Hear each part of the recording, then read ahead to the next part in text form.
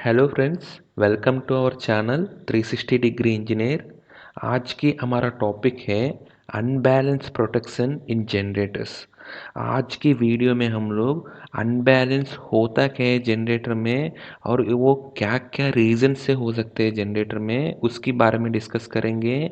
इसके बाद unbalance operation पे, अगर जनरेटर अनबैलेंस कंडीशन पे ही अगर वो चल रहा है तो वो जनरेटर का ऊपर या टरबाइन का ऊपर क्या इफेक्ट पड़ता है इसकी वजह से, उसके बारे में डिस्कस करेंगे। इसके बाद फाइनली अगर हमको कॉज पता चल गया अनबैलेंस का और इसका जो इफेक्ट पता चल गया, अगर इसमें प्रोटेक्शन हमको ऑफर करना है तो हम लोग प्रोटेक्शन रिले से हम इसका प्रोटेक्शन कैसे अचीव करेंगे वो फाइनली इसके बाद डिस्कस करेंगे फ्रेंड्स। ठीक है, चलो फ्रेंड्स, बहुत इंटरेस्टिंग होने वाला है वीडियो। चलो फ्रेंड्स, शुरू करेंगे आज के हमारा वीडियो। सबसे पहले फ्रेंड्स, जो अनबैलेंस से जो जनरेटर्स में होते हैं वो क्यों होते हैं, अगर आप देखेगा तो ये हमारा सिंपल हमारा जनरेटर है, राइट। हमारा सिंपल जनरेटर है तो अदर देन अगर जनरेटर का इंटरटन फॉल्ट नहीं है, ठीक है। अगर अगर हमारा जनरेटर में इंटरटन फॉल्ट है तो यहाँ अलग केस है। अगर इंटरटन फॉल्ट नहीं है, फॉर एग्जांपल हेल्दी है जनरेटर, ठीक है, अगर हेल्दी है तो आपका आर फेज में जो नंबर ऑफ टर्न्स है, वाई फेज में जो नंबर ऑफ टर्न्स है और बी फेज में जो नंबर ऑफ टर्न्स है, सारे के सारे इक्वल है। सो ऑब्वियसली आपका जो वोल्टेज है, इसका जो जनरेटर का जो टर्मिनल वोल्टेज है, दैट शुड बी बैलेंस्ड हमेशा, ठीक है।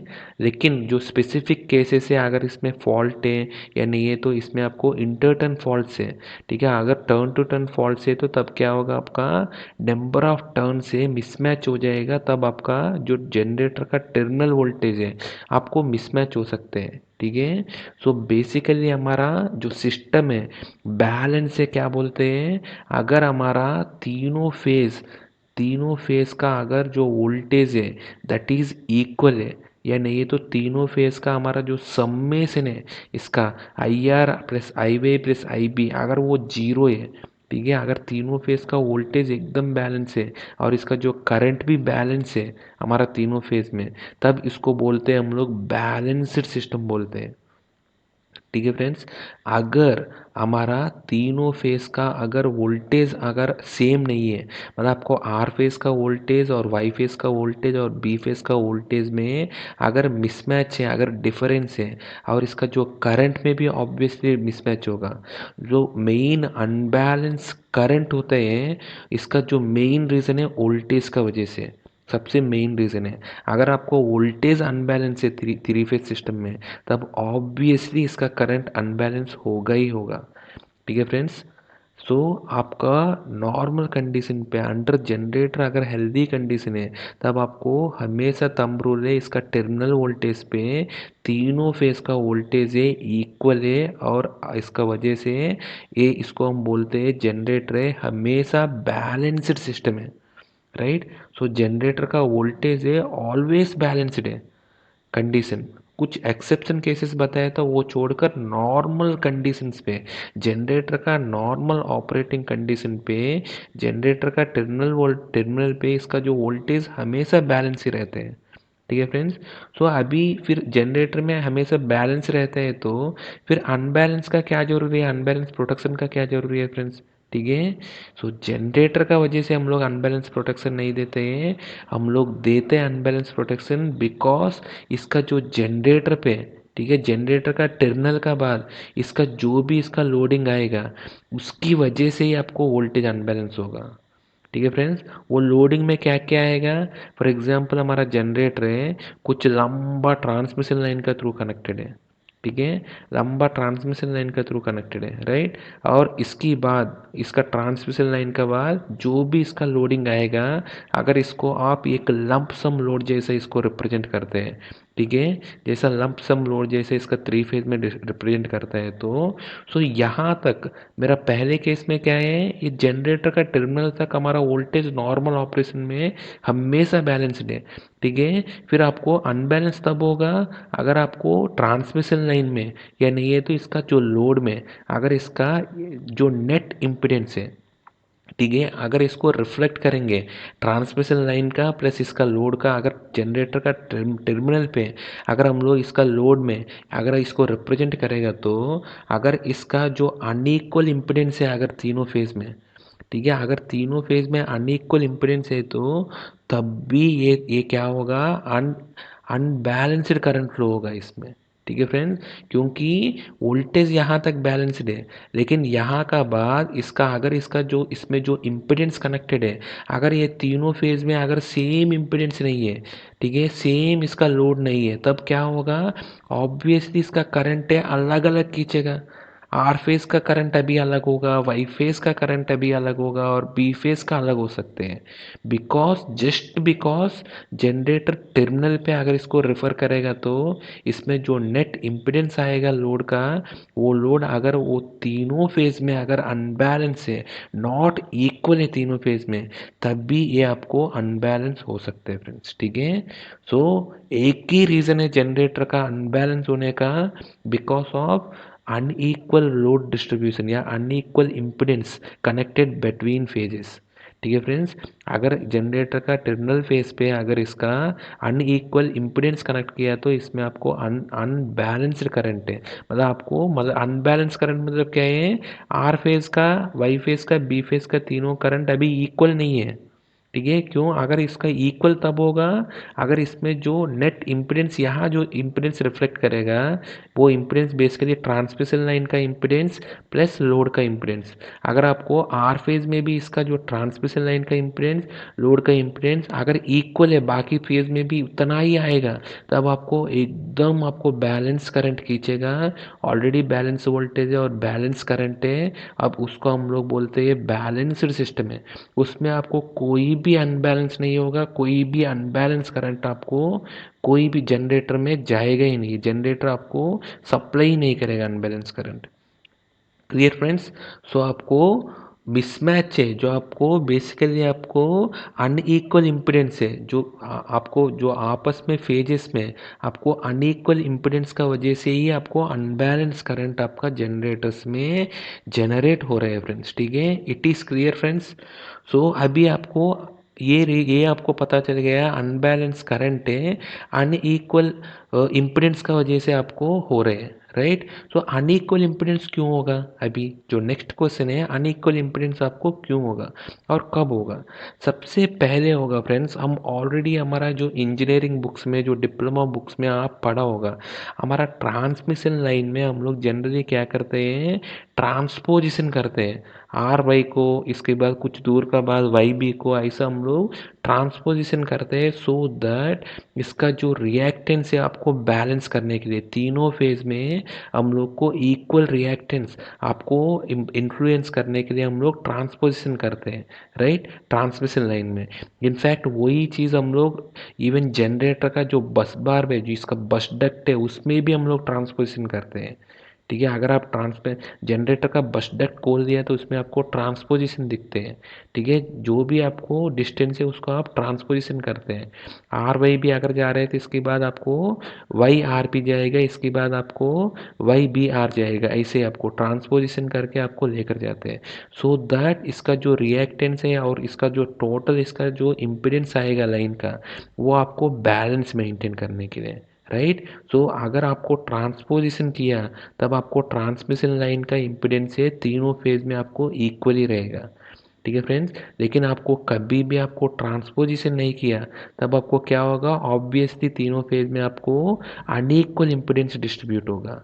सो उसकी वजह से भी आपको फर्स्ट रीज़न है अनबैलेंस करंट हो सकते हैं, अनइक्वल करंट आपको तीनों फेज में हो सकते हैं। अनबैलेंस करंट मतलब अनइक्वल करंट है तीनों फेज में, यही आप थंब रूल याद रख लीजिए। ठीक है, सो फर्स्ट रीज़न है, अगर आपका जो जनरेटर जिसमें कनेक्टेड है ट्रांसमिशन लाइन में या जिसमें बस बार में, अगर उसमें आपको ट्रांसपोजिशन नहीं है, अगर वो अनट्रांसपोज ट्रांसमिशन लाइन से या अनट्रांसपोज बस बार है, तब उसमें आपको अनबैलेंस करंट या अनबैलेंस आपको इम्पिडेंस हो सकते हैं, इसकी वजह से आपको अनबैलेंस करंट हो सकते हैं। ठीक है फ्रेंड्स, ये आपको फर्स्ट रीज़न है। सेकंड रीज़न है, आपको अगर आप जो लोड कनेक्टेड है, अगर वो आपको फॉर एग्जांपल छोटी जनरेटर से, जनरली आपको एचटी में नहीं होते हैं, अगर आपको जो थ्री फेज लोड्स आप लेते हैं, थ्री फेज लोड्स डिफ़ॉल्ट इसमें तीनों फेज में इक्वल इम्पीडेंस रहते हैं, लेकिन आपको जहाँ इसमें सिंगल फेजिंग आ जाता है एलटी डिस्ट्रीब्यूशन पे, तब आपको क्या है, हर एक फेज में आप इक्वली लोड डिस्ट्रीब्यूट नहीं कर पाएगा। ठीक है, वो एक रीज़न है आपको लोड साइड में, आपके रोड साइड से आपको अनइक्वल इम्पीडेंस का रीज़न है, right, because of single phase loads. ठीक है, सिंगल फेज लोड्स जहाँ रहते हैं वहाँ आपको अनइक्वल इम्पीडेंस आएगा। इसकी वजह से आपको हर एक फेज में आपको अलग अलग करंट हो सकते हैं, वो फाइनली उसका करंट सम्मेशन आपको यहाँ भी आपको अलग अलग हो सकते हैं, राइट फ्रेंड्स। और दूसरा है आपको जो लोड है, लोड क्या क्या लोड हो सकते हैं फ्रेंड्स, जैसे मैं आपको बताया था सिंगल फेज लोड्स हो सकते हैं, उसमें आपको अनबैलेंस करंट हो सकते हैं। तीसरे दूसरे आपको थ्री फेज लोड्स हो सकते हैं। अगर थ्री फेज लोड से, थ्री फेज लोड्स में क्या क्या हो सकते हैं, सिंगल फेज लोड्स में तो आपको लाइटिंग से, जो आपको जो डोमेस्टिक एप्लीकेशन में जो फैन से जितना भी आपको, वो सब सिंगल फेज लोड से, राइट। लेकिन थ्री फेज में क्या आएगा, आपको मेनली आपको मोटर लोड से आएगा, राइट फ्रेंड्स, मोटर लोड्स आएगा। सो मोटर का केस में नॉर्मली अगर मोटर हेल्दी है, अगर आपका वोल्टेज भी बैलेंस है, तब आपको क्या होगा, मोटर में आपको अनइक्वल इम्पीडेंस कभी हो ही नहीं सकते हैं। मोटर एकदम तीनों फेज में आपको एकदम बैलेंस्ड करंट रहेगा। जो आपको आर फेज का करंट है that is equal to I phase current है, that is equal to B phase current है, आप कोई भी मोटर देखेगा तो। ठीक है फ्रेंड्स, तीनों फेज का करंट बैलेंस ही रहते हैं। ठीक है, लेकिन मोटर का केस में, ठीक है, अगर आपको कभी भी आपको अनबैलेंस वोल्टेज हुआ आपको मोटर में, तब इसका जो, जैसे हम लोग पहले मोटर का अनबैलेंस प्रोटेक्शन का बारे में बताया था, उसमें डिस्कस किया है फ्रेंड्स, आपको 1% अनबैलेंस्ड वोल्टेज भी मोटर में, वो लीड्स टू आपको स्टार्टिंग करंट टाइम्स, अगर मोटर का स्टार्टिंग करंट 6 टाइम्स है तो 6 टाइम्स आपको करंट पे अनबैलेंस होगा। सो आपको 1% अनबैलेंस वोल्टेज का वजह से, अगर वोल्टेज में आपको 1% मिसमैच है तीनों फेज में, मतलब अनबैलेंस है, तब आपको करंट में आपको 6 टाइम्स मतलब 6% होगा फ्रेंड्स अनबैलेंस। ठीक है, वो क्यों होगा, ऑलरेडी हम लोग इसका मोटर का अनबैलेंस्ड प्रोटेक्शन में हम लोग इन डिटेल डिस्कस किया था। अगर आप लोग को कुछ कन्फ्यूज़न है तो वो video please watch that video, उसमें हम लोग मोटर का अनबैलेंस प्रोटेक्शन का बारे में इन डिटेल व्यू में हम लोग डिस्कस किया था। इनफैक्ट वो वीडियो से आपको एक जनरेटर का अनबैलेंस प्रोटेक्शन समझना बहुत आसान होगा फ्रेंड्स, अगर उसको आप समझ लिए तो इसीलिए मोटर का अनबैलेंस प्रोटेक्शन अगर आपको क्लियर है, तब आपको जनरेटर का अनबैलेंस प्रोटेक्शन बहुत ही आसान है, इट इज़ जस्ट रिप्लिका है। ठीक है, अगर सारे मोटर का ऐसा लोड में आप काउंट करके फाइनली आपको जनरेटर तक क्या अनबैलेंस करंट आता है, वही फंडामेंटल प्रिंसिपल है इसका जो प्रोटेक्शन के लिए। ठीक है फ्रेंड्स, सो उसके लिए आप वो वीडियो ज़रूर वॉच कर दीजिए फ्रेंड्स, हमारा मोटर का अनबैलेंस प्रोटेक्शन का वीडियो। ठीक है फ्रेंड्स, सो हमारा, सो इसका वजह से जो अगर ब्रॉडली देखेगा तो इसमें क्या हो रहा है आपका, जो आपको फॉर एग्जांपल कोई एक मोटर में अनबैलेंस क्यों होगा आपको, मोटर का करंट का वजह से हो सकते हैं। मोटर का करंट अनबैलेंस है, मोटर का करंट अनबैलेंस क्यों होगा, मोटर का वोल्टेज अनबैलेंस का वजह से। ठीक है, मोटर का वोल्टेज अनबैलेंस क्यों होगा फ्रेंड्स, अगर आपको मोटर में आपको वोल्टेज अनबैलेंस मतलब आपको तीनों फेज में अगर आपको इक्वल वोल्टेज नहीं मिल रहा है मोटर का टर्मिनल पे। ठीक है फ्रेंड्स, मोटर का टर्मिनल पे फॉर एग्जांपल ये आपका स्विच बोर्ड से लेकर आपको मोटर का टर्मिनल तक केबल जा रहे हैं, अगर मोटर का टर्मिनल पे तीनों फेज में सेम वोल्टेज नहीं मिलेगा, तब आपको ये अनबैलेंस करंट खींचेगा फ्रेंड्स। ठीक है, करंट अनबैलेंस होगा। ठीक है, वो क्यों होगा फ्रेंड्स, अगर आपको सप्लाई अगर तीनों बैलेंस ही है, ठीक है, मोटर का स्विच बोर्ड से, फिर भी आपको अगर जो केबल का इसका जो इम्पीडेंस है अगर सेम नहीं है तीनों फेज में, तब आपको मोटर का टर्मिनल पे आपको अनबैलेंस वोल्टेज मिलेगा। मतलब तीनों में आपको अलग अलग वोल्टेज मिल सकते हैं। ठीक है फ्रेंड्स। सो आपको केबल में आपको सेम इम्पीडेंस क्यों नहीं होगा? फॉर एग्जांपल आपको मोटर चल रहे हैं, उसमें आपको कोई एक फेज में आपको फॉल्ट हो गया फ्रेंड्स। आपको सिंगल रन केबल से एक फेज में फॉल्ट हो गया तो क्या करेगा? फॉल्ट में जहां आपको फॉल्ट आइडेंटिफिकेशन करेगा, उस फॉल्ट में आपको पूरा केबल को चेंज नहीं करेगा। जो आपको फॉल्टेड लोकेशन है वहां काट के आपको दो जॉइंट है, मतलब इसमें आपको एक और केबल लेकर आपको इस साइड और इस साइड जॉइंट करेगा। राइट। आपको ऑलरेडी पता है फ्रेंड, जहां आप जॉइंट करते हैं केबल को, ठीक है, वहां आपको एक हाई रेसिस्टेंस बन जाएगा, कॉन्टैक्ट रेसिस्टेंस। सो आपको इसकी वजह से आपको केबल का इसका हमेशा हाई रेसिस्टेंस ही होगा, हाई इम्पिडेंस ही होगा कंपेयर टू बाकी फेजेस से, जो हेल्दी फेजेस से। जिसमें आपको फॉल्ट हुआ था उसको रेक्टिफाई कर दिया जॉइंटिंग का थ्रू, तो आपको ऑब्वियसली उस केबल में आपको हमेशा आपको इम्पीडेंस थोड़ा ज़्यादा रहेगा। उसकी वजह से यहाँ आपको कम वोल्टेज मिलेगा, बाकी दोनों फेज में आपको थोड़ा सा ज़्यादा वोल्टेज मिलेगा। सो इसकी वजह से आपको अनबैलेंस वोल्टेज तो मोटर का टर्मिनल पे मिल गया। अभी मोटर का टर्मिनल पे अनबैलेंस मिल गया है तो ऑब्वियसली इसका जो अनबैलेंस है उसको 6 टाइम्स, मतलब स्टार्टिंग करंट टाइम्स आपको अनबैलेंस करंट आपको मोटर खींचेगा अभी। तो उसकी वजह से आपको यहाँ का वोल्टेज भी आपको अनबैलेंस हो गया है, क्योंकि यहाँ आपको कम कम करंट खींच रहे हैं, यहाँ आपको ज़्यादा करंट खींच रहे हैं। सो ऑब्वियसली ये ड्रॉप अगर कैलकुलेट करेगा तो इसकी वजह से आपको बाकी सिस्टम में भी जो भी है उसमें भी आपको अनबैलेंस वोल्टेज क्रिएट हो जाएगा। उसकी वजह से मोटर्स को और अनबैलेंस क्रिएट हो सकते हैं। वो टोटली क्यूमुलेटिव इफेक्ट है, आपको जनरेटर तक पहुँच सकते हैं। ठीक है फ्रेंड्स, जैसे हम लोग पहले वीडियो में डिस्कस किया था। राइट। सो एक ही रीज़न है, आप इसी के लिए अभी एज्यूम कर दीजिए, अगर आपको लोड है, इसका जो लोड इम्पिडेंस है, अगर तीनों फेज में अगर अनबैलेंस है, मतलब अनइक्वल है, तब आपको इसमें अनबैलेंस करंट हो सकते हैं। ठीक है फ्रेंड, ये आपका सेकंड रीज़न है। ठीक है फ्रेंड। सो फर्स्ट रीज़न क्या है? आपको अगर ट्रांसमिशन लाइन, अगर आपको अनट्रांसपोज्ड, अगर ट्रांसपोज्ड ट्रांसमिशन लाइन नहीं है तो तब हो सकते हैं।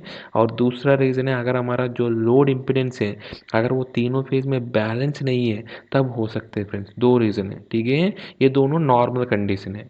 और तीसरा रीज़न है फ्रेंड्स, हमारा कोई भी अनसिमेट्रिकल फॉल्ट होते हैं, या आपको ट्रांसमिशन लाइन में या नहीं तो लोड साइड है, कहीं पे भी आपको सिस्टम पे अगर कहीं पे भी आपको अनसिमेट्रिकल फॉल्ट होते हैं, ठीक है, तब आपको क्या हो सकते हैं? अनबैलेंस आपको करंट हो सकते हैं। तीनों फेज में आपको अलग अलग करंट हो सकते हैं। राइट। सो अनसिमेट्रिकल फॉल्ट में क्या क्या आता है फ्रेंड्स? जैसे हम लोग पहले हम लोग कोई भी इंजीनियरिंग बुक्स में आप पढ़ा होगा, अनसिमेट्रिकल फॉल्ट्स में आपको दो प्रकार का होते हैं मेनली। एक शॉर्ट सर्क्यूट फॉल्ट्स हो सकते हैं, दूसरा आपको ओपन सर्क्यूट फॉल्ट्स हो सकते हैं फ्रेंड्स। ठीक है।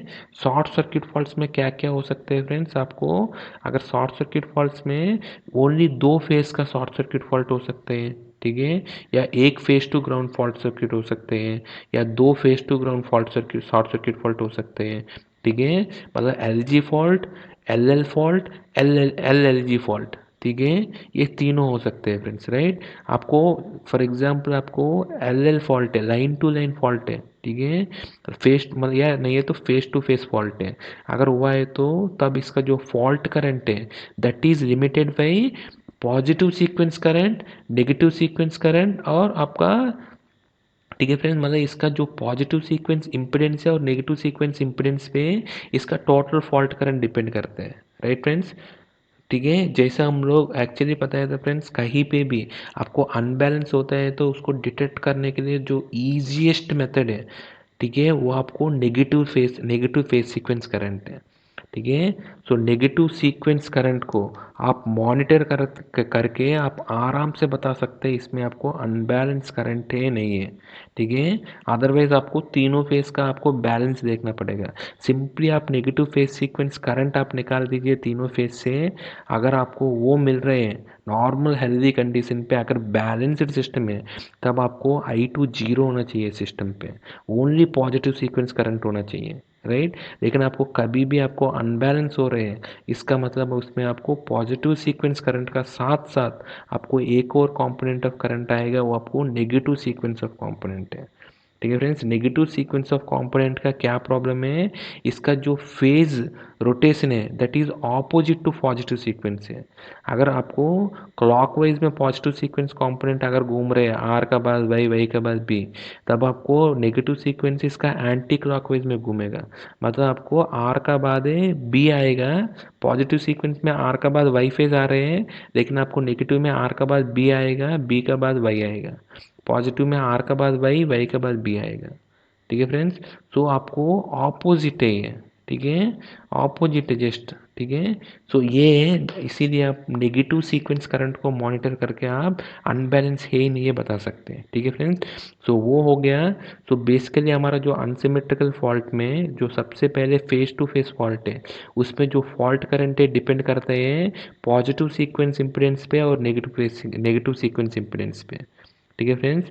अगर आपको ये फेस टू ग्राउंड है या फेस टू ग्राउंड फॉल्ट है, तब आपको तीन इम्पीडेंस पे डिपेंड करते हैं, पॉजिटिव सीक्वेंस इम्पीडेंस पे, नेगेटिव सीक्वेंस इम्पीडेंस पे और जीरो सीक्वेंस इम्पीडेंस पे डिपेंड करते हैं। ठीक है फ्रेंड्स। वो ऑलरेडी आप लोग फॉल्ट मतलब हमारा फॉल्ट स्टडी में आप पढ़ा होगा, इसीलिए हम लोग ब्रीफली बता रहे हैं। ठीक है फ्रेंड्स। सो ये हो गया आपका करंट रिलेटेड फॉल्ट से। ठीक है।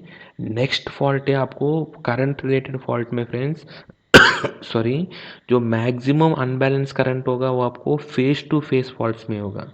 ठीक है। Compare to phase to ground से आपको फेस टू फेस फॉल्ट्स में आपको मैक्सिमम अनबैलेंस होगा। ठीक है। और नेक्स्ट आपको वोल्टेज रिलेटेड फॉल्ट से वो भी इनडायरेक्टली आपको करंट रिलेटेड ही बोल सकते हैं। अगर आपको ओपन सर्किट फॉल्ट से, फॉर एग्जाम्पल कोई एक फेस का कंडक्टर अगर ओपन हो गया, मतलब कब होगा ओपन होगा, अगर इसका केबल का जॉइंट में अगर ज़्यादा गर्म होकर अगर ये ओपन हो गया, तब आपको क्या होगा, एक फेस का करंट जीरो ही हो गया, मतलब दो ही फेज घूम रहे हैं, इसको हम लोग सिंगल फेजिंग कंडीशन जैसा बोलते हैं। ठीक है। उस केस में आपको बहुत ज़्यादा अनबैलेंस करंट होगा फ्रेंड्स। ठीक है। सो ये वर्स्ट केस है आपको अनबैलेंस करंट के लिए। ठीक है। सो आपका अनसिमेट्रिकल फॉल्ट से, जैसा आपको फेस टू करंट फॉल्ट से आपको फेस टू फेस या फेस टू ग्राउंड फॉल्ट है, उसमें आपको अनबैलेंस करंट आएगा।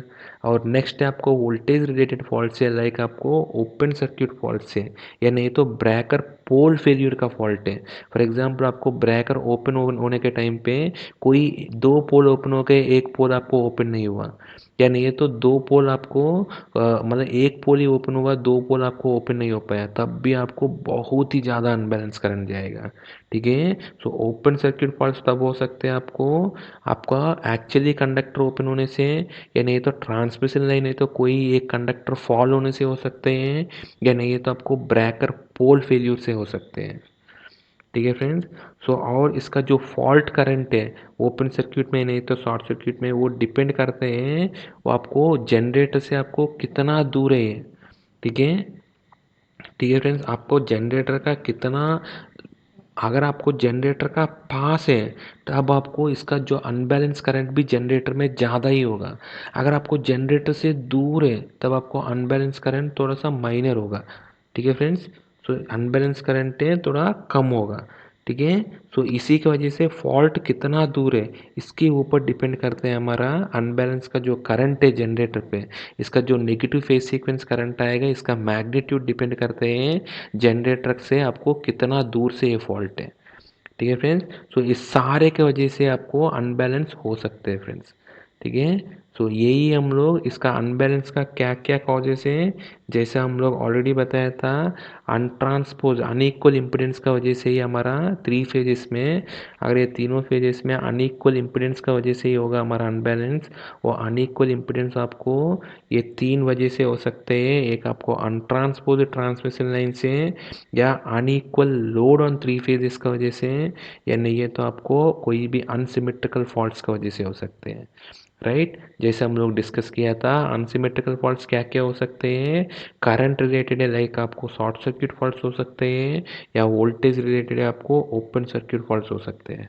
ठीक है फ्रेंड्स। और ये सारे के सारे केसेस में आपको कभी भी आपको अनबैलेंस होते हैं, इसका जो बेस्ट इंडिकेशन है आपको by monitoring negative phase sequence current है। Right. Negative phase sequence current monitor करके आप वो सिस्टम बैलेंस्ड है या अनबैलेंस्ड है आप आसान से इसको जज कर सकते हैं। इसीलिए आपको अनबैलेंस्ड प्रोटेक्शन को आप लोग नेगेटिव सीक्वेंस करंट प्रोटेक्शन या नहीं तो negative phase sequence current protection का नाम पे भी इसको बुलाते हैं। ठीक है। सो ये फ्रेंड्स हमारा इसका कॉज है। राइट। अभी इसकी वजह से अगर कभी होता है तो अगर अनबैलेंस हुआ उस टाइम पे अगर जनरेटर चल रहा है अनबैलेंस में, राइट, अनबैलेंस तीनों फेज का करंट अलग अलग है, तब आपको जनरेटर ऐसे ही चल रहे हैं, तब आपको जनरेटर में क्या प्रॉब्लम है फ्रेंड्स, राइट। अगर इसको देखेगा तो जनरेटर स्टार्टर के लिए इतना नहीं है, लेकिन generator rotor point of view में देखेगा तो नॉर्मली हमारा सिंक्रोनस मशीन में क्या होता है, नॉर्मल कंडीशन पे हमारा जो आपका स्टेटर घूम रहे हैं उसी रोटर स्पीड से जो आपका रोटर है सिंक्रोनस स्पीड पे घूम रहे हैं, आपका रोटर का मैग्नेटिक फील्ड भी उतना ही स्पीड पे घूम रहे हैं। सो रिलेटिव स्पीड है आपको हमेशा जीरो है सिंक्रोनस जनरेटर में। ठीक है, नॉर्मल कंडीशन पे, राइट। लेकिन कभी भी आपको अनबैलेंस होते हैं, ठीक है, तब आपको इसका जो स्लिप स्पीड है, ठीक है, जो इसको स्लिप स्पीड बोलते हैं, वो slip speed is nothing but mismatch of, जो इसका जो मिसमैच स्पीड है स्टेटर और रोटर का जो मिसमैच स्पीड है उसको हम लोग स्लिप स्पीड बोलते हैं, राइट। जब आपको अनबैलेंस होते हैं तब आपको क्या हो रहा है, आपका रोटर का सिंक्रोनस स्पीड है, लेकिन जो आपको स्टेटर का करंट जो है वो आपको नेगेटिव स्पीड में घूमेगा, राइट। मैं आपको ऑलरेडी बताया था इसका जो आर वाई बी है इसका ऑपोजिट है। सो इसका जो एम एम एफ का इसका जो three phase M M F का इसका जो है वो भी आपको ऑपोजिट डायरेक्शन में घूमेगा रोटेटिंग मैग्नेटिक फील्ड। ठीक है। सो इसका जो स्पीड होगा अभी स्टेटर का माइनस एन एस से, राइट। तो अभी इसका जो नेट स्पीड क्या होगा, N S plus N S से आपको टू एन एस होगा। ठीक है फ्रेंड्स। तो इसकी वजह से जो फ्रीक्वेंसी आपका जो रोटर में आपको रिलेटिव स्पीड क्या होगा, रोटर में अगर देखेगा तो रोटर है ऑलरेडी सिंक्रोनस स्पीड से घूम रहे हैं, राइट। इसका नेगेटिव फेज सीक्वेंस करंट से इसका ऑपोजिट डायरेक्शन में घूम रहे हैं। तो आपको रोटर का आपको डबल स्पीड पे, इसीलिए आपको डबल फ्रीक्वेंसी है और डबल स्पीड पे, डबल स्पीड पे और डबल इसकी वजह से डबल फ्रीक्वेंसी पे, ठीक है, डबल फ्रीक्वेंसी पे इसमें आपको एडी करंट्स इंड्यूस होगा, करंट्स इंड्यूस होगा, राइट। इसकी वजह से जो वोल्टेज है डबल फ्रीक्वेंसी पे आपको वोल्टेज इंड्यूस होगा, इसकी वजह से जो करंट है वो भी आपको डबल फ्रीक्वेंसी पे आपको करंट इंड्यूस होगा, राइट फ्रेंड्स। सो आपको बेसिकली हमारा अनबैलेंस में प्रॉब्लम है हमारा रोटर का हीटिंग है, right. Over heating of rotor इसकी प्रॉब्लम है। वो क्यों हो रहे हैं, because of double frequency rotor currents का वजह से, right friends. Double frequency currents की वजह से रोटर में ही ज़्यादा इफेक्ट है, रोटर को ही और ज़्यादा ओवरहीट करेगा अनबैलेंस का कंडीशन पे, राइट फ्रेंड्स। सो रोटर का केस में भी हमारा हमको ऑलरेडी पता है फ्रेंड्स, हमारा सिंक्रोनस मशीन में हमारा रोटर है नॉन लैमिनेटेड होते हैं, असल लैमिनेटेड ही नहीं होते हैं, क्योंकि नॉर्मल कंडीशन पे इसका स्लिप स्पीड ही नहीं रहते हैं। सो नॉर्मल कंडीशन पे इसमें कोई भी इंड्यूस्ड वोल्टेज नहीं होते हैं, कोई भी एडी करंट्स नहीं होते हैं नॉर्मल ऑपरेटिंग कंडीशन पे, क्योंकि हमारा स्टेटर का एमएमएफ और रोटर का एमएमएफ दोनों सेम स्पीड में है और आपका रिलेटिव स्पीड है स्लिप स्पीड है हमेशा जीरो रहते हैं। तो इसका इंड्यूस्ड करंट्स भी जीरो है। इसी वजह से आपको कॉस्ट कम करने के लिए जनरेटर्स का रोटर से नॉन लैमिनेटेड कोर्स होते हैं, राइट। ये एक मेन डिसएडवांटेज है आपको अनबैलेंस होने से, आपको वो और बहुत जल्दी इसको ओवरहीट करेगा। अगर लैमिनेटेड है तो इसका जो रेसिस्टेंस है लिमिटेड है, आपको कम हीटिंग होगा, ज़्यादा रेजिस्टेंस की वजह से, और इसका करंट भी कम होगा वोल्टेज की वजह से। लेकिन आपको अभी रेजिस्टेंस बहुत कम है, क्योंकि बल्क वॉल्यूम में उसका जो बल्क वॉल्यूम की वजह से इसका रेजिस्टेंस कम है, उसकी वोल्टेज की वजह से जो रेजिस्टेंस कम है, जो करंट है बहुत ज़्यादा होगा। सो आई स्क्वेयर आर है बहुत ज़्यादा है, तो इसकी वजह से हीटिंग है बहुत ज़्यादा होता है फ्रेंड्स। ठीक है। तो हीटिंग के बहुत ज़्यादा होते हैं। तो इसका जो इंड्यूस्ड करंट है वो किस में इंड्यूस करेगा, अगर वो सिलिंड्रिकल पोल मशीन है, अगर सिलिंड्रिकल पोल मशीन है तो इसका, अगर सिलिंड्रिकल पोल मशीन है ये, ठीक है, इसका सिलिंड्रिकल मतलब आपको सिलिंड्रिकल है, इसका रोटर सिलिंड्रिकल है, तब इसका इसका वोल्टेज इंड्यूस होगा डबल फ्रीक्वेंसी पे, इसका पूरा बॉडी पे इंड्यूस होगा, रोटर का बॉडी पे, राइट, पूरा बॉडी पे इंड्यूस होगा, और इसके करंट्स भी पूरा बॉडी पे आपको फ्लो होगा।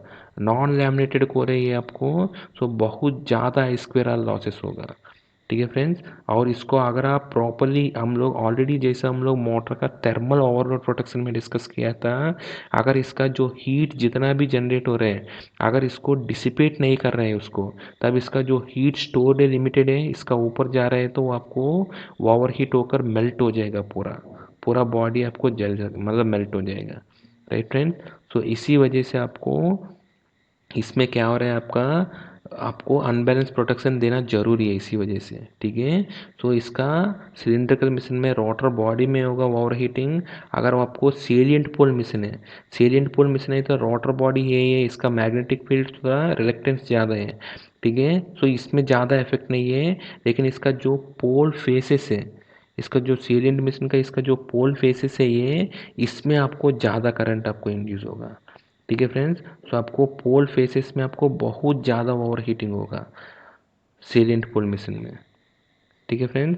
सो ये हमारा इसकी वजह से, अभी आपको इसका जो नेक्स्ट है इसका जो इफेक्ट है, ठीक है। जनरेटर से जनरली सारे जनरेटर से इसका जो नेगेटिव फेज सीक्वेंस करंट के लिए वो डिज़ाइन रहते हैं, राइट। क्योंकि हमारा हमेशा तीनों फेज में आपको बैलेंस तो मेंटेन नहीं कर सकते, थोड़ा सा अनबैलेंस तो होगा, क्योंकि हमारा सिस्टम में एट द एंड लेवल में आपको सिंगल फेज लोड्स तो है, तो उसकी वजह से आपको कहीं ना कहीं पे आपको थोड़ा सा अनबैलेंस तो आपको एलो करना ही पड़ेगा जनरेटर के लिए, राइट। तो इसीलिए आपको जनरेटर है इसका विथस्टैंड होना चाहिए आपको थोड़ा मोटे करंट के लिए।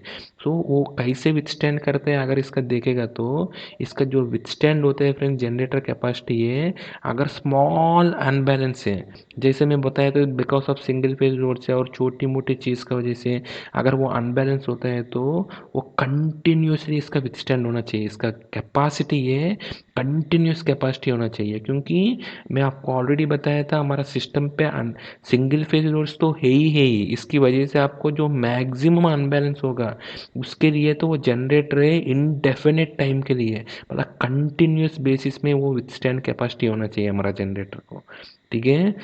विथस्टैंड कैपेसिटी मतलब क्या है, अगर इसमें जो रोटर में आपको डबल फ्रीक्वेंसी करंट्स इंड्यूस हो रहे हैं, इसकी वजह से इस ये रोटर है आई स्क्वेयर आर की वजह से बहुत ओवर हीट हो रहे हैं, लेकिन अगर जो हीट जनरेट हो रहे हैं, अगर इसको जो रोटर है ऑलरेडी घूम रहे हैं, राइट, घूम रहे हैं और रोटर में इसका कूलिंग मैकेनिज्म का थ्रू या नहीं है तो इसको नेचुरली जो रोटेट होने की वजह से जो एयर वर्क का वजह से अगर ये कूल हो रहे हैं, जितना भी आपको हीट जनरेट हो रहे हैं अगर वो डिसिपेट हो रहा है तो तब इस वो विथस्टैंड ही कर सकते हैं इसको, राइट। तो आपको कितना भी टाइम के लिए विथस्टैंड कर सकते हैं। अगर आपको इसका जो थर्मल बैलेंस है, मतलब आपको heat generated is equal to heat dissipated है, तब आपको इसके अंदर जो हीट स्टोर हो रहे हैं वो आपको मिनिमम है, इसका कैपेसिटी का अंदर ये चल रहे हैं, तब आपको कोई प्रॉब्लम ही नहीं है फिर, ठीक है। सो आपको मिशन है ऐसे डिज़ाइन करते हैं, थोड़ा सा अनबैलेंस करंट्स के लिए ये कंटिन्यूसली विथस्टैंड कर सकते हैं, ठीक है। और इस केस में आपको अगर ये सेलिएंट पोल मिशन है, ठीक है, आपको तब और आपको ये विथस्टैंड कैपेसिटी और थोड़ा ज़्यादा होते हैं।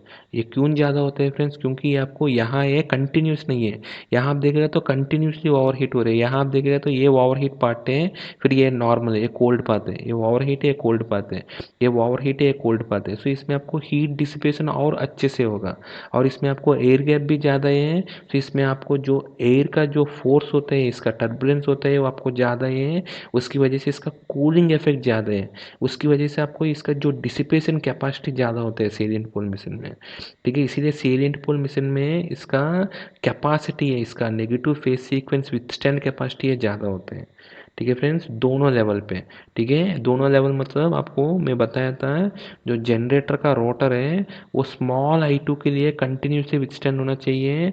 अगर फॉर एग्जांपल ज़्यादा अनबैलेंस करंट है तब आपको शॉर्ट टाइम ड्यूरेशन के लिए वो आपको कितना, वो आपको इन्वर्स करवे है बेसिकली, ठीक है। आपको कितना आपको छोटा अनबैलेंस है तो वो कंटिन्यूसली विथस्टैंड कर रहे हैं, और थोड़ा इंक्रीज कर रहे हैं तो थोड़ा कम है, और बहुत अनबैलेंस है तो टाइम भी आपको कम ही मिलेगा। लाइक हम लोग मोटर का थर्मल कैरेक्टरिस्टिक देखा है, ऐसे ही एक आपको एक इन्वर्स टाइम कर्व है। अगर ज़्यादा अनबैलेंस करंट है तो आपको कम टाइम होगा इसका विथस्टैंड टाइम, अगर कम अनबैलेंस है तो उसको जैसा बहुत कम है इसका, तब आपको ये कंटिन्यूसली भी ये विथस्टैंड कर सकते हैं, राइट फ्रेंड्स। सो ये इसका दोनों है, ठीक है। और इसके बाद इसका जो आपको बेसिकली इसका जो विथस्टैंड कैपेसिटी है वो बेसिकली डिपेंड करते हैं आपको फ्रेंड्स, जो आपको एक ये आपको कंटिन्यूस विथस्टैंड कैपेसिटी है आई टू ये वो कितना आपको कर सकते हैं या नहीं, है तो शॉर्ट टर्म विथस्टैंड कैपेसिटी है वो कितना लॉन्ग ड्यूरेशन तक ये करते हैं, ये डिपेंड करते हैं बेसिकली आपको टेम्परेचर लिमिटेशन पे, राइट।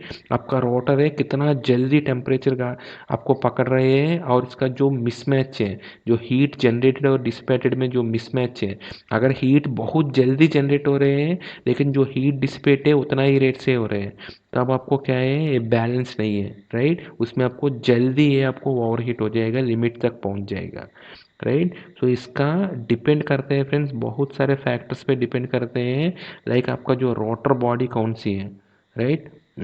जो रोटर है सिलिंड्रिकल है या नहीं है, तो सेलिएंट पोल है, अगर मैं ऑलरेडी बताया था अगर सिलिंड्रिकल है तो इसका कैपेसिटी कम रहते हैं, सेलिएंट में इसका ज़्यादा रहते हैं, राइट। इसका रोटर का वेजेस का ऊपर डिपेंड करते हैं, और इसका रिटेनिंग रिंग्स का ऊपर डिपेंड करते हैं, और इसका अगर रोटर पे डैम्पर वाइंडिंग है तब आपको डैम्पर वाइंडिंग में क्या करेगा, डैम्पर वाइंडिंग थोड़ा इफेक्ट कम करेगा, और डैम्पर वाइंडिंग का वजह से भी आपको थोड़ा सा डैम्पर वाइंडिंग का इफेक्ट का वजह से भी आपको थोड़ा सा ये डिपेंड करता है इसका जो कैपेसिटी है, क्योंकि डैम्पर वाइंडिंग में जो भी एक्चुअली डैम्पर वाइंडिंग है करंट कैरी करने के लिए डिज़ाइंड है, लेकिन रोटर का बॉडी नहीं है, डिज़ाइन नहीं है, राइट। तो थोड़ा सा पार्ट इसमें डाइवर्ट हो रहा है तो आपको ऑब्वियसली क्या होगा, इसमें आपको थोड़ा कैपेसिटी ज़्यादा मिलेगी, इसीलिए इसकी वजह से भी आपको सेलिएंट पोल मिशन में थोड़ा इसका कैपेसिटी ज़्यादा मिलता है अनबैलेंस का, ठीक है फ्रेंड्स। इसके बाद आपका मिशन का साइज का ऊपर डिपेंड करते हैं, अगर वो बड़ा जनरेटर है, राइट, बड़ा जनरेटर है और इसका जो कंस्ट्रक्शन है उसके ऊपर भी डिपेंड, अगर बड़ा जनरेटर है तो इसका डायामीटर भी बहुत बड़ा होगा, डायामीटर बहुत बड़ा है तो स्पेस बहुत बड़ा है, तो आपको इसका जो सरफेस एरिया बढ़ेगा, सो इसका जो हीट डिसिपेशन कैपेसिटी भी बढ़ेगा, राइट फ्रेंड। तो अगर जनरेटर बड़ा है तो इसका कैपेसिटी भी बड़ा होगा, राइट। सो इसका कंस्ट्रक्शन का ऊपर भी डिपेंड करते हैं, राइट। ये सबका ऊपर ये डिपेंड करते हैं, हमारा नेगेटिव फेज सीक्वेंस का जो विथस्टैंड कैपेसिटी डिपेंड करते हैं फ्रेंड्स, राइट। सो इसकी बात है फ्रेंड्स, जो हमारा नेगेटिव फेज सीक्वेंस है इसका जो कैपेसिटी डिपेंड करते हैं, इसकी बात है फ्रेंड्स, जो आपको नेगेटिव फेज सीक्वेंस है वो कैसे फॉलो करते हैं ऑलरेडी बताया था मैंने, वो इन्वर्स कर फॉलो करते हैं नेगेटिव फेज सीक्वेंस। जैसे आपको बताया था, अगर आपको कम नेगेटिव फेज सीक्वेंस कम आई टू है तब आपको लॉन्ग ड्यूरेशन तक विथस्टैंड कर सकते हैं, अगर वो ज़्यादा है तो आपको कम ड्यूरेशन तक विथस्टैंड कर सकते हैं। तो इसी को ही हम लोग रिप्रेजेंट करते हैं आई टू स्क्वेयर टी का रिप्रेजेंटेशन फॉर्म में, right. I two square T का फॉर्म में रिप्रेजेंट करते हैं, और इनफैक्ट जो नेगेटिव फेज सीक्वेंस का जो विथस्टैंड कैपेसिटी है वो आपको हर एक स्टैंडर्ड में दिया गया है, तो मिनिमम उतना तो होना ही चाहिए जनरेटर में, ठीक है। हमको ये negative phase sequence withstand capacity के लिए दो स्टैंडर्ड है, लाइक आपको एनसी स्टैंडर्ड है या आई ट्रिपल स्टैंडर्ड है, उसमें आपको कितना कितना टाइम के लिए विथस्टैंड होना चाहिए, मतलब आपको कंटिन्यूस कितना होना चाहिए, कितना परसेंट तक रेंज में आपको होना चाहिए जनरेटर, हर जनरेटर। और आपको आई ट्रिपल स्टैंडर्ड में भी दिया गया था, आपको मिनिमम मतलब कंटिन्यूस विथस्टैंड कैपेसिटी क्या है और इसका शॉर्ट टर्म विथस्टैंड कैपेसिटी क्या है, दोनों का बारे में इसमें क्लियरली दिया गया था दोनों स्टैंडर्ड में, राइट फ्रेंड्स। फर्स्ट हम देख लेंगे एनसी स्टैंडर्ड है। एनसी में दो स्टैंडर्ड है फ्रेंड्स, फर्स्ट है C50.12 2005 का है, ये बेसिकली सेलिएंट पोल रोटर्स के लिए है, और इसका जो 13 है वो आपको सिलिंड्रिकल पोल रोटर्स के लिए फ्रेंड्स, ठीक है। इस स्टैंडर्ड में क्या बताता है, इसका जो मिनिमम, जिसका जो ऑलरेडी बताया था स्मॉल आई टू के लिए कंटिन्यूसली विथस्टैंड होना चाहिए, वो स्मॉल आई टू कितना बताया था, ये 5% to 10% of rated armature current है। जो कंटिन्यूस विथस्टैंड आई टू होना चाहिए मिनिमम 5% होना चाहिए, मैक्सिमम 10% तक हो सकते हैं, वो हर एक जनरेटर के लिए अलग अलग हो सकते हैं। सो एज पर स्टैंडर्ड है, बेसिकली स्टैंडर्ड्स किसके लिए बनाए हैं फ्रेंड, आपको जो अगर ये स्टैंडर्ड नहीं है तो आपको हर एक मैन्युफैक्चरर अलग अलग देगा, एक मैन्युफैक्चरर देगा देगा आपको मैं 1% ही दूंगा बोलेगा, दूसरा आपको 2% दूंगा बोलेगा, राइट फ्रेंड्स। सो आपको कितना कम परसेंट देगा तो उसके लिए उतना एडवांटेज है, राइट, इसका कॉस्ट कम हो जाएगा, राइट। सो इसीलिए आपको मेंशन करना पड़ेगा, एज पर स्टैंडर्ड है आपको मिनिमम 5 तो देना ही देने हैं, ठीक है, मैक्सिमम 10 तक अलाउड है। सो आपको जो आपका रिक्वायरमेंट है, आपका प्लांट में अनबैलेंस होने का चांस ज़्यादा है तो आपको मैक्सिमम तक ले लीजिए, लेकिन अगर आप इस साइड जा रहे हैं तो इसका कॉस्ट भी बढ़ेगा, यही आप फैक्टर देख लीजिए, आपको एक ऑप्टिमल पॉइंट है, वो आप जब खरीदते हैं सिलेक्शन का टाइम पे इसको डिसाइड करना पड़ता है, राइट। लेकिन एज पर स्टैंडर्ड है, आपको सारे मिशन में आपको 5% से 10% तक वेरी हो सकते हैं, राइट। सो आपको जो डिज़ाइन का टाइम पे बताना पड़ता है, राइट। सो इसका जो शॉर्ट टर्म है, ठीक है, शॉर्ट टर्म में डिपेंड करते हैं आपको इस इक्वेशन पे। ये क्या है, आई टू स्क्वेयर टी को एक कांस्टेंट फॉर्म में दे दिया था। ये हर एक जनरेटर के लिए जब बनाते हैं जनरेटर, उसी टाइम पे ही ये के वैल्यू देते हैं वो, right. I two square T कितना वैल्यू है, एक कांस्टेंट है, वो दे देते हैं, ठीक है। इसकी बेसिस में हमको पता चलेगा कौन सी कितना अनबैलेंस करंट पे आपको कितना टाइम मिलेगा, आपको के वैल्यू दे देते हैं। ये के वैल्यू आपको 5 से लेकर 40 तक मिलेगा, राइट फ्रेंड्स। अगर आपको जनरेटर का डेटा शीट अगर आप दे देगा तो इसका के वैल्यू आपको मिलते हैं, ठीक है। वो के वैल्यू से आपको कोई भी अनबैलेंस करंट पे आपको इसका विथस्टैंड टाइम कितना है आपको पता चलेगा, राइट। फॉर एग्जांपल आपका के वैल्यू है फ्रेंड्स 10 है, राइट। 10 है, अगर आपको अनबैलेंस करंट है, आपको फॉर एग्जांपल I2 है, जो करंट है आपको 10 एम्पियर है, राइट। 10 एम्पियर है तो आपको 10 स्क्वायर 100 है। सो 10/100 है, आपको 0.1 सेकंड तक ये विथस्टैंड कर सकते हैं, राइट। अगर अनबैलेंस करंट ओनली 1 एम्पियर है तो ये 10 सेकंड तक विथस्टैंड कर सकते हैं टाइम, राइट फ्रेंड। सिंपली आप जो अनबैलेंस करंट है, आपको के वैल्यू तो पता ही है, आप अनबैलेंस करंट कितना पे आपको कितना टाइम विथस्टैंड कर सकते हैं वो आपको पता चल गया इसको, राइट। इससे आप एक प्लॉट ड्रॉ कर सकते हैं, लेकिन इससे आपको ये पता नहीं चलेगा आपको कंटिन्यूसली कितना करंट है, कंटिन्यूस रेटिंग के लिए अनबैलेंस का वो कितना परसेंट करंट में विथस्टैंड कर सकते हैं, वो इस इक्वेशन से पता नहीं चलेगा। इसीलिए आपको दो सेटिंग के बारे में दिया गया था। एक कंटिन्यूस विथस्टैंड कैपेसिटी है, मतलब उस पर आपको ये कंटिन्यूसली विथस्टैंड कर सकते हैं, उसमें आपको कोई भी प्रोटेक्शन देने का ज़रूरत नहीं है। इसकी ऊपर, ठीक है, इसका जो लिमिट है, फॉर एग्जांपल ये आपको 5% है, ये तब आपको अनबैलेंस 5% का ऊपर करंट में ही इसको इस इक्वेशन से आपको निकालना पड़ेगा, राइट। अगर आपको इस परसेंट है, इसका नीचे पे आपको इनफाइनेट टाइम है, ये आपको कंटिन्यूसली विथस्टैंड कर सकते हैं, इसका ऊपर वैल्यू में आपको इस इक्वेशन का थ्रू हम इसको निकाल सकते हैं, राइट फ्रेंड्स। सो ये इसका शॉर्ट टर्म विथस्टैंड कर एज पर एनसी है, राइट। अगर आपको IEEE स्टैंडर्ड है हमारा C371028 2006 का, इससे क्या बताते हैं आपको IEEE स्टैंडर्ड में, ये भी आपको ये, लेकिन ये स्टैंडर्ड के लिए फ्रेंड्स आपको दो लिमिटेशन है। सबसे पहले ये विथस्टैंड कैपेसिटी तो बताता है I2 का, लेकिन आपका दो कंडीशन आपको मीट होना चाहिए जनरेटर। सबसे पहले जनरेटर इसका लोडिंग है, इसका रोटेड KVA और MVA का ऊपर नहीं होना चाहिए, जो नॉर्मल इसका जनरेटेड लोडिंग है, राइट। और इसका दूसरा, इसका जो करंट है 105% का रेटेड वैल्यू से ज़्यादा नहीं होना चाहिए। जो इसका जनरेटर का आर्मेचर करंट है वो 105% से ऊपर नहीं होना चाहिए। अगर ये दोनों कंडीशन मीट हो रहे हैं, इसका जो लोड है रेटेड MVA से ऊपर नहीं है, और इसका जो करंट है 105% का रेटेड वैल्यू से ऊपर नहीं है, तब भी ये स्टैंडर्ड का विथस्टैंड, इसका विथस्टैंड टाइम लिमिट से वो एप्लीकेबल है। अदरवाइज ये एप्लीकेबल नहीं है, अदरवाइज वो टाइम में कम हो जाएगा। ऑलरेडी आप ओवर रोड पे चला रहे हैं, इस पे आप इसको अनबैलेंस का टाइम लिमिट बढ़ाए करेगा तो आपको ऑब्वियसली इतना मार्जिन नहीं मिलेगा टाइम, राइट। थोड़ा कम हो जाएगा, आपको डीरेट कराना पड़ेगा, राइट। इसीलिए आपको ये दोनों लिमिट अगर एप्लीकेबल है, दोनों कंडीशन अगर प्रिवेल कर रहे हैं, तभी ये स्टैंडर्ड आपको एप्लीकेबल है, राइट फ्रेंड। इस स्टैंडर्ड में क्लियरली बताया था, एनसी में ये लिखा नहीं है।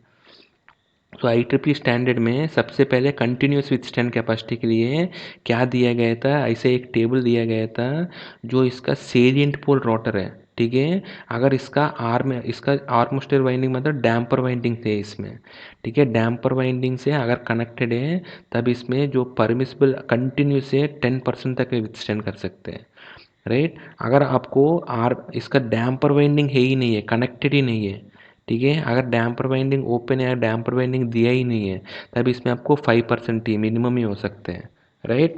अगर इसका, ठीक है फ्रेंड्स, ये आपको ये, अगर आपको सिलिंड्रिकल रोटर है, राइट। सिलिंड्रिकल रोटर इसमें इनडायरेक्टली कूल्ड है, तब आपको 10% तक अलाउड है। अगर आपको डायरेक्टली कूल्ड है तो इसका मेगावाट रेंज दिया गया था। अगर आपको अप टू 960 MVA तक है, इसका I2 परसेंटेज है, परमिसिबल है 8% है। 961 MVA से लेकर 1200 MVA तक है, 6% अलाउड है। और आपको 1201 MVA से लेकर 1500 MVA तक आपको 5% अलाउड है फ्रेंड्स। ठीक है। ठीक है फ्रेंड्स। सो ये है आपका कंटिन्यूस जो अलाउेबल लिमिट है, राइट। अभी आपको जो इक्वेशन के हिसाब से आपको इसके ऊपर आपको जो अनबैलेंस होता है तो उसमें आपको कितना टाइम विथस्टैंड कर सकते हैं, उसके लिए आपको अलग टेबल है। ये आपको यहाँ भी आपको सेम है, I2 square T equal to जो कांस्टेंट वैल्यू है वो दिया गया था।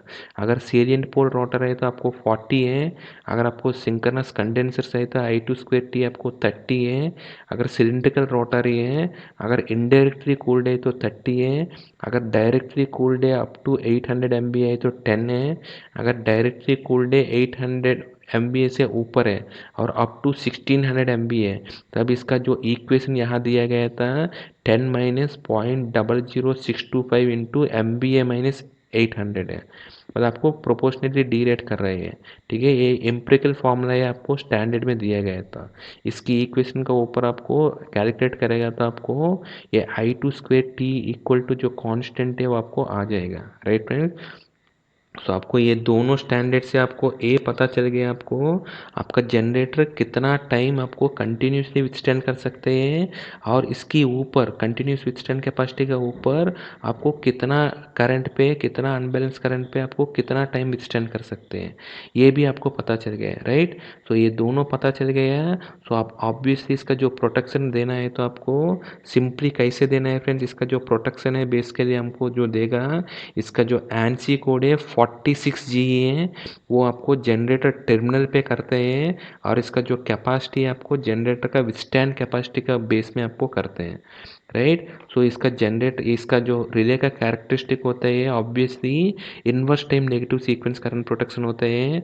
हम ऑलरेडी बताया था, क्योंकि इसका जो कैपेसिटी भी आपको इनवर्स टाइम में होते हैं, राइट। तो इसका जो कैरेक्टरिस्टिक कैसे रहता है, ऐसा रहता है फ्रेंड्स।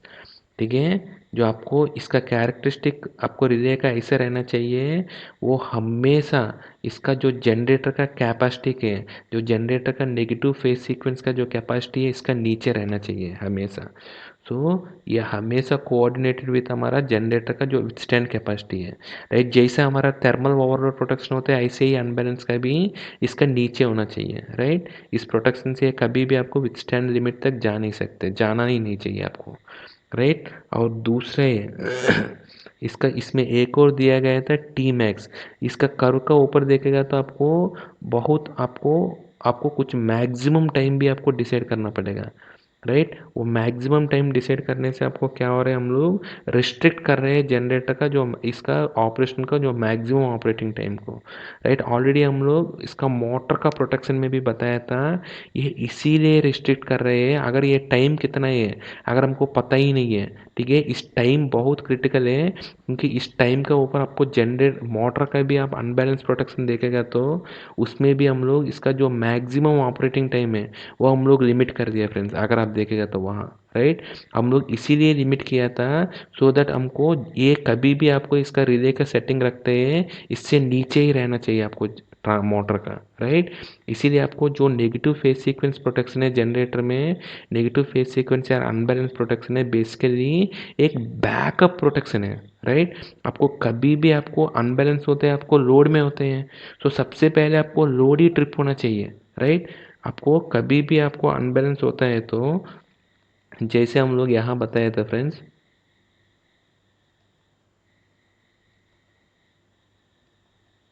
कभी भी होता है तो बेसिकली ये लोड का वजह से ही हो रहे हैं अनबैलेंस। अगर लोड का वजह से अनबैलेंस हो रहे हैं तो हम जनरेटर को क्यों ट्रिप करना है, तो सबसे पहले इसको लोड को ही ट्रिप कर दीजिए।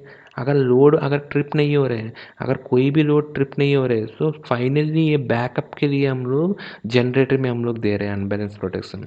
सो अनबैलेंस प्रोटेक्शन जनरेटर में ओनली बैकअप प्रोटेक्शन है फ्रेंड्स, राइट। आपको अगर बाकी सिस्टम में जितना भी आपको अनबैलेंस प्रोटेक्शन ऑफर किया, अगर वो कोई भी काम नहीं कर रहे हैं, तब आपको जनरेटर ट्रिप होगा, राइट। क्योंकि अगर जनरेटर ट्रिप हो गया तो पूरा लोड इफेक्ट हो गया। इससे अच्छे है आपको जिस लोड पे आपको अनबैलेंस है उसी को ही ट्रिप कर दो, सो दैट एटलीस्ट बाकी लोड तो आप बचा सकते हैं, जनरेटर इसको फीड कर सकते हैं। सो वही कॉन्सेप्ट के ऊपर, so unbalance protection is also a backup protection है जनरेटर में। ठीक है फ्रेंड्स, आई आई होप आपको इस कॉन्सेप्ट क्लियर हो गया होगा।